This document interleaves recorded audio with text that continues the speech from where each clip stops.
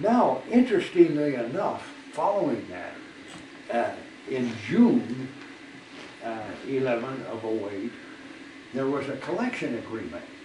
And this is something the public might be aware of from some articles they read or what have you, but Blixeth not only, WPT, not only made these maps, but they are also hired a company called Tetra Tech, who is writing the environmental documents, the draft EIS and the EIS. And there's a forest ID team that reviews what goes into that. And I have the instructions to the forest ID team that were given by Supervisor Riley, the instructions that were given to the ID team as to how they would review. And one of the comments that really kind of got the hair on the back of my neck up was the comment that I will determine how much detail is needed. That was from Mr. Riley. So detail to his is ID team. Now, the ID team and the person who's heading this up for lands, Teresa Trulock, their involvement in this, whenever they're working on this, is paid for by WPT. And in 2008 and 2009, those fiscal years, they were reimbursed for their work to the tune of $280,000. So Tetra Tech is being paid for by WPT.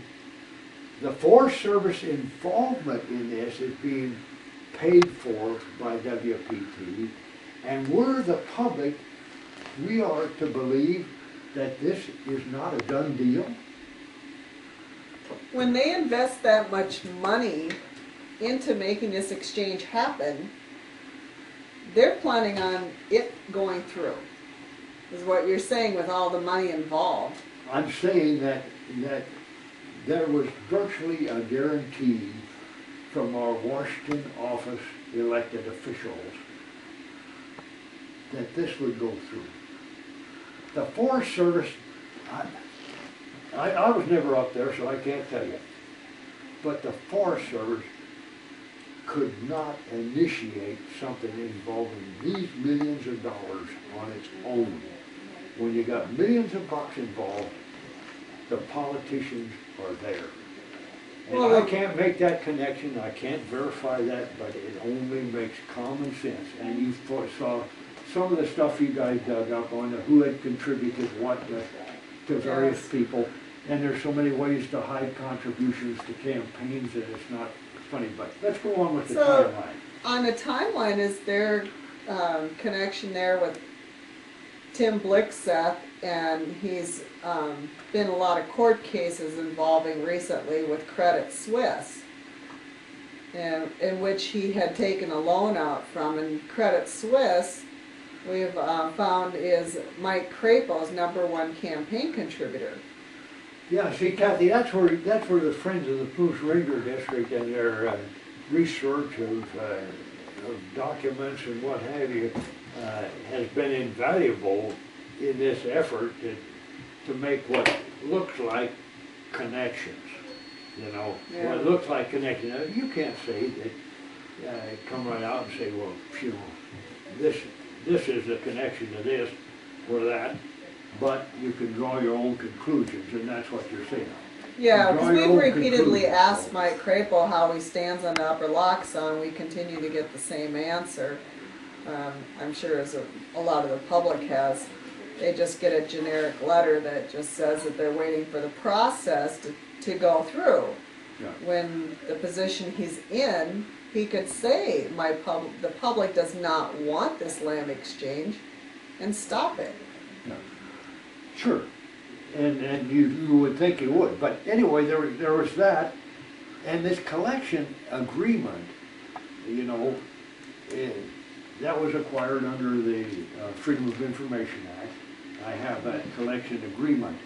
There was also a cruise that had to be made. Now, that's a cruise of the saw log volumes on both the private, WPT, and the four identified Forest Service got it. And that was being paid for, and the cruisers were employed by WPT. But the check cruise is made by the Forest Service, by Forest Service personnel. Interesting enough to note, and I can't verify the third check cruise failure, but the first two cruises failed the check cruise. Now, what's involved in this cruise? What is it?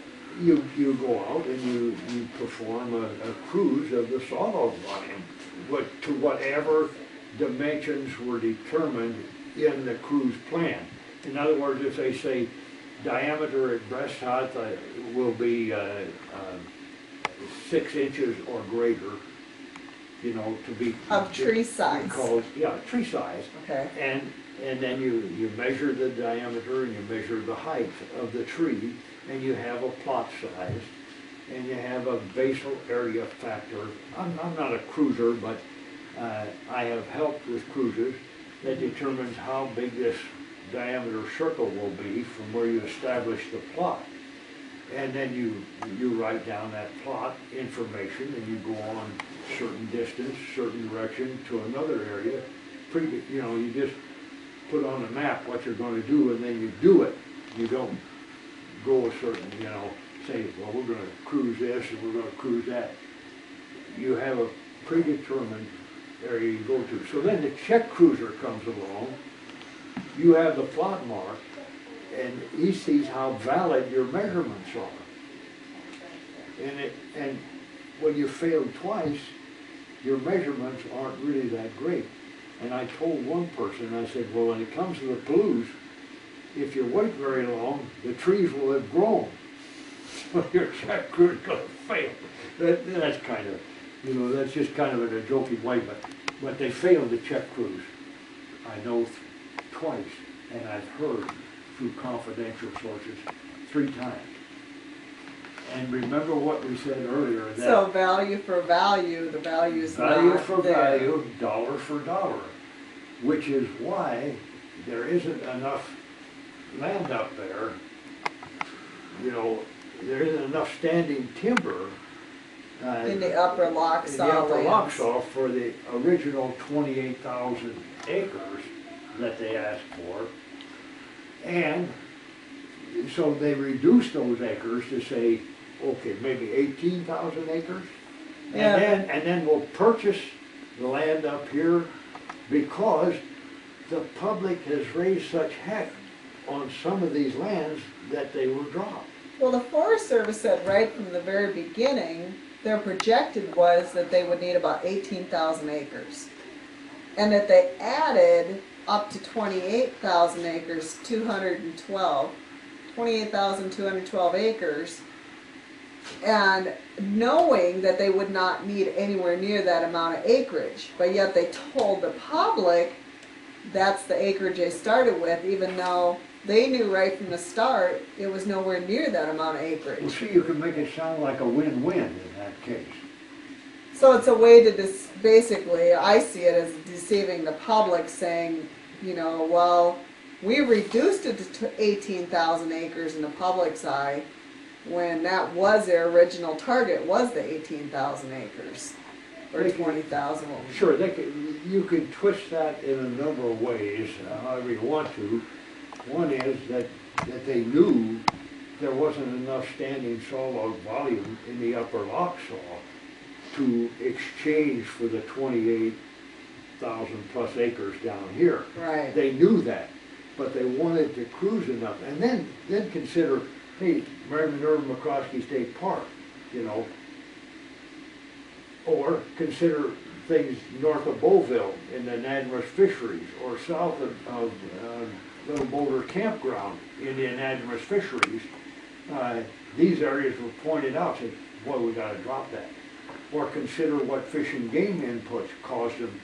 You have to say, we're going to cruise all these things, but boy, if we run up against something, we're not going to be stymied. The American River, Right. When the Ingrams made such a fuss down there, well, we'll drop the American River. They knew they could drop that. But if they didn't get conflicts, those were the lands that were wanted the most by the The developers. 28,212 acres. Well, particular pieces in there that were dropped, they wanted the most. Right, like the watershed in Elk River Yeah. being one of them. Well, all of it. Well, let's go on before we get Okay. in detail on this.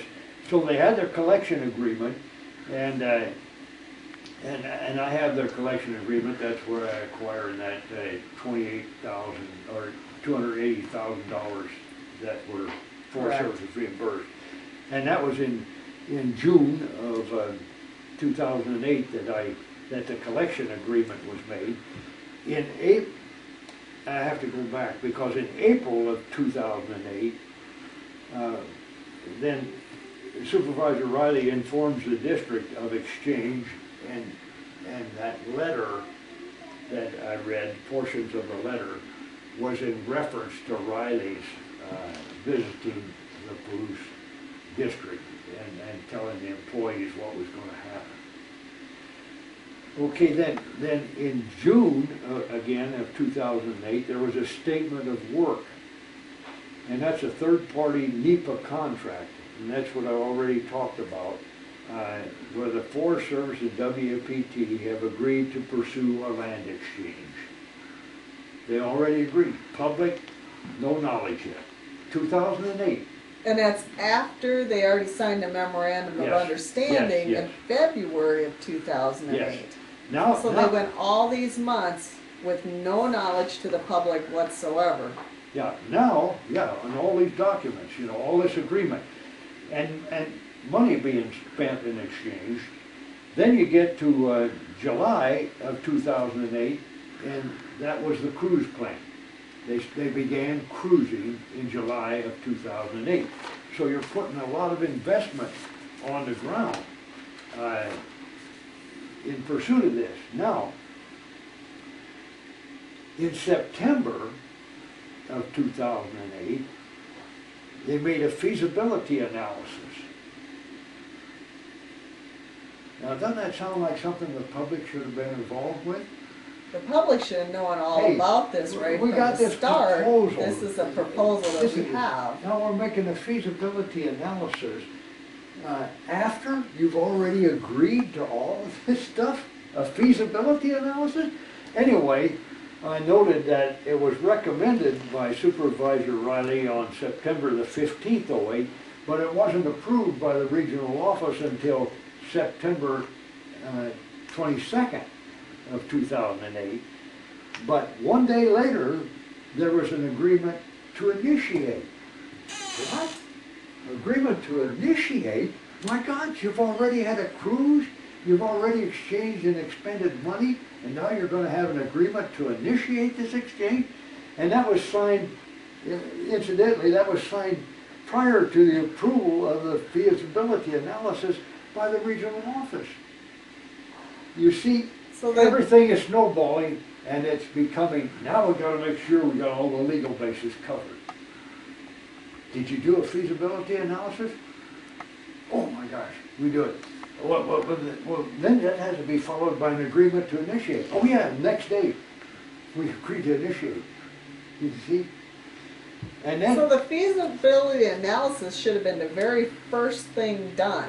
I'm not saying Is what they it have, looks. yeah, but you can bet that they have covered every base that was legally meant to be covered.